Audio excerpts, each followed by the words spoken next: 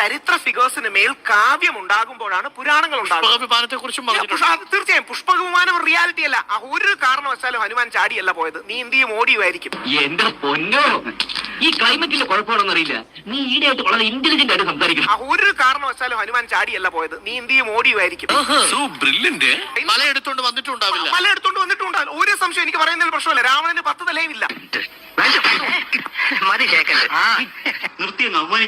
നമ്മുടെ കുഞ്ഞു മനസ്സിന് തോന്നിയ ഒന്നാണെങ്കിലും ഈ കഥ ചരിത്രമാണെന്ന് അല്ല, തിരിച്ചാണ്. ചരിത്രത്തെ കഥവൽക്കരിക്കുകയാണ്.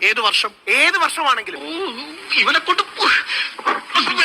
എന്തെങ്കിലും ചൂണ്ടിയില്ലെങ്കിൽ കുറക്കം വരില്ല അല്ലേ? ശ്രീരാമൻ 1000 വർഷം ഒന്നും ജീവിച്ചിരിക്കില്ല. 107 എന്നൊക്കെയാണ് കണക്ക്. പോട്ടെ, ശ്രീരാമൻ ഒരു കാലഗണന കാണും. ഇന്നത്തെ കലണ്ടർ അല്ല അന്നത്തെ കലണ്ടർ. അന്നും ഇന്നും എന്നും കലണ്ടർ മനോരമ തന്നെ. സംശയം ചോദിച്ചോട്ടെ, ഇത് കാണുന്ന പ്രേക്ഷക സംശയം ഉണ്ടാവാൻ വേണ്ടിയാ. എങ്ങനെയായിരിക്കും മാന്ത്രികതയും മായാജാലവും ഒന്നും ഇല്ലാതെ രാവണൻ സീതയെ കൊണ്ടുപോയിട്ടുണ്ടാവുക? രാവണൻ തട്ടിക്കൊണ്ട് രാവണൻ കുതിരപ്പുറത്ത് കൊണ്ടുപോയതായിരിക്കും. ആദികേശവ, ജീവൻ വേണമെങ്കിൽ ഓടിക്കോ. ഉയിര് കിടന്നാൽ നിനക്ക് വായിച്ചെങ്കിലും ജീവിക്കാം. രാവണന് വളരെ വേഗതയോടെ ലങ്കയിലേക്ക്, അതിനുശേഷം ബോട്ടിലായിരിക്കും കൊണ്ടുപോയത്.